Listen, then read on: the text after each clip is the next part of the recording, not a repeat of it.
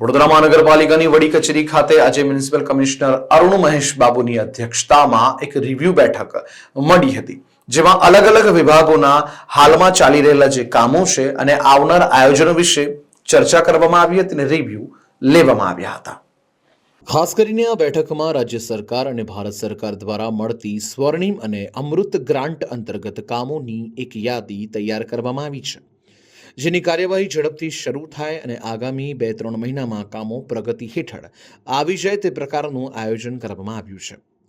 આજની બેઠકમાં building, futuristic heritage bridge, drainage, પાણી, રોડ સહિતના વિભાગોના ચાલતી કામગીરી અને આગામી આયોજન અંગે અધિકારીઓ સાથે ચર્ચા કરી રિવ્યુ લેવામાં આવ્યા હતા, જેમાં રોડ, પાણી અને ડ્રેનેજના કામોને પ્રાથમિક ધોરણે લેવા સૂચના આપવામાં આવી છે. તમામ ગાર્ડનોમાં અલગથી નવા ટોયલેટ બનાવવા, લેડીઝ ટોયલેટ અલગથી રાખવા, વોર્ડ દીઠ લાઇબ્રેરી બનાવવા, તળાવોનું બ્યુટિફિકેશન, સ્વચ્છતા બાબતે કડકાઈથી અમલ કરાવવો, આ તમામ બાબતોની ચર્ચા કરી જરૂરી સૂચનો કરવામાં આવ્યા છે. આગામી સમયમાં બોર્ડ દીઠ તમામ ટીમ સાથે પદાધિકારીઓ અને સ્થાનિક કાઉન્સિલરને સાથે રાખી સ્થાનિક સમસ્યાઓનું ઉકેલવાનું પણ આયોજન કરવામાં આવ્યું છે. આજના રિવ્યૂ બેઠકમાં ખાસ કરીને રાજ્ય સરકાર દ્વારા જે રિવ્યૂ બેઠક રાખી છે પરમ દિવસે ગાંધીનગરમાં, એ અંતર્ગત ઘણું બધું મુદ્દાઓ હતી, એ બાબતમાં પણ ચર્ચા કરવામાં આવી હતી. અને અગાઉ જે રિવ્યૂ મિટિંગ ચાલતી હતી એની શું ઇમ્પ્લિમેન્ટેશન લેવલમાં આવી છે એ બાબતમાં ચર્ચા કરવામાં આવી છે.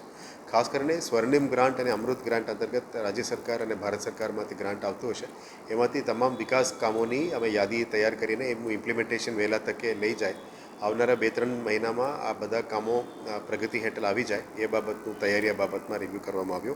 ખાસ કરીને building projects, futuristic, heritage, bridges, drainage અને પાણી અને રોડ્સ, આટલા ડિપાર્ટમેન્ટનું ખાસ કરીને રિવ્યૂ કરવામાં આવ્યું, જેથી કરીને આવનારા દિવસોમાં 5 સપ્ટેમ્બર પછી જે વરસાદની માહોલ નીકળ્યા પછી તમામ જે પ્રોજેક્ટ સ્થગિત કર્યા છે આ બધા પ્રોજેક્ટની કામગીરી શરૂ કરી દેવામાં આવશે. એમાં ખાસ કરીને રોડ પ્રોજેક્ટ, પાણીના, ડ્રેનેજના પ્રોજેક્ટ્સ બધું શરૂ કરી દેવામાં આવશે. સાથે સાથે બિલ્ડિંગનું પણ જેટલા પણ આંગણવાડીઝ બનાવવાનું હોય, વોર્ડ ઓફિસ બનાવવાનું હોય, ઓડિટોરિયમ અથવા અલગ અલગ નવું લાઇબ્રેરીઝ, આ બધા જે બનાવવાનું છે. દરેક ગાર્ડનમાં આપણે ટોયલેટ્સ એક્સ્ટ્રા બનાવવાની નક્કી કરી છે. પિંક ટોયલેટ્સ લેડીઝ માટે પણ બનાવવાનું નક્કી કર્યું છે. ગાર્ડનમાં યોગ સેન્ટર્સ બનાવવાનું નક્કી કર્યું છે. આવનારા દિવસોમાં દરેક વોર્ડ દીઠ પણ લાઇબ્રેરીઝ બનાવવાનું અત્યારે આયોજન ચાલી રહ્યા છે. સામામાં જે ઓડિટોરિયમ છે, લગભગ 500ની કેપેસિટીવાળું ઓડિટોરિયમનું પણ અત્યારે ડિઝાઇન ફેઝમાં એસ્ટિમેટ કાઢવાનું શરૂ કરી દીધી છે. આવનારા દિવસોમાં કન્વેન્શન સેન્ટરનું પણ અત્યારે પ્લાનિંગ ચાલી રહ્યા છે. સાથે સાથે તમામ બ્રિજેસ, જે નવું બ્રિજેસ બનાવવાનું છે, એક્ઝિસ્ટિંગ બ્રિજને જે રેનોવેશન્સ છે અને બ્રિજેસને નીચે પેઇન્ટિંગ અને કલર કામ કરવાનું કામગીરી છે, એ પણ હાથ ધરવામાં આવશે. સાથે સાથે જેના પાસે ઘર નથી એવા શેલ્ટર હોમ્સની અંદર લોકોને એમના બેસાડવા માટે, એમને જમાડવા માટે આયોજન છે, એ બાબતમાં પણ ચર્ચા કરવામાં આવી. જે આંગણવાડીઝ પોતાના બિલ્ડિંગમાં નથી, એમાં નવું આંગણવાડીઝ બનાવવા માટે પણ આયોજન કરી રહ્યા છે. અને ત્યાં પણ નાનું મોટું જે કામ છે એક્ઝિસ્ટિંગમાં એને પણ સુધારી આપવાનું કામગીરી ચાલી રહ્યા છે. તમામ તળાવોની બ્યુટિફિકેશન એ પણ ફ્યુચરિસ્ટિક સેલમાંથી આ કામગીરી હાથ ધરવામાં આવ્યું છે. અને જે તળાવોની સાફ કરવાનું કામ છે વિસર્જન પછી એને વ્યવસ્થિત રીતે સાફ કરવામાં આવશે. અત્યારે ગણેશ વિસર્જનમાં પણ આપણે 12 તળાવોની બહુ સારી રીતે કામગીરી કરવામાં આવી રહી છે. કોર્પોરેશનના તમામ કર્મચારીઓ એમાં જોડેલા છે. એમાં ખાસ કરીને engineering department, solid waste, health, fire, board officers, assistant commissioners તમામ લગભગ રાતમાં 1 વાગે 2 વાગ્યા સુધી ફિલ્ડમાં કટિબદ્ધ રહીને કામગીરી કરી રહ્યા છે. જેથી કરીને આ વખતે વડોદરામાં પોલીસ તંત્ર દ્વારા પણ બહુ સારી રીતે સહયોગ મળી રહ્યા છે. જેથી કરીને ગણેશ વિસર્જન મૂર્તિઓની સારી રીતે અને જે ભવ્ય રીતે જે થઈ રહ્યા છે તમામ સોસાયટીઝમાંથી એ પણ આવી રહ્યા છે. એ બાબતમાં પણ રિવ્યૂ કરવામાં આવ્યો.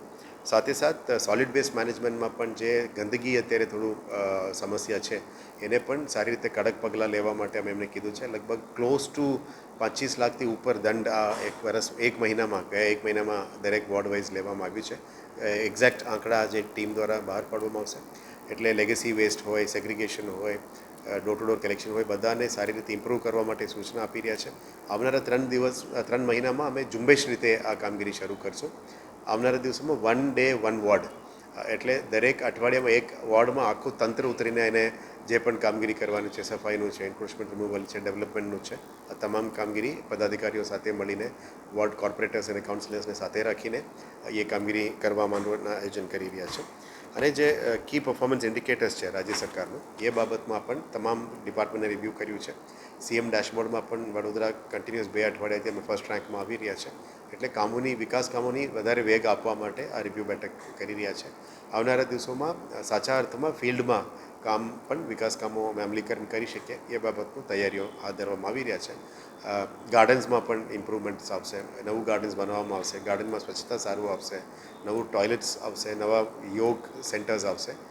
એટલે આશા રાખીએ કે વડોદરાની સિટીઝન એન્ગેજમેન્ટમાં જે પિલર 3 સિટીઝન એન્ગેજમેન્ટ છે, મેક્સિમમ લોકો સાથે સંપર્ક કરવી, અલગ અલગ કાર્યક્રમો કરવી અને પબ્લિક સાથે જોડાણ કરવાનું વીએમસીનું જે તક છે એને પણ વધારે વેગ આપવામાં આવશે.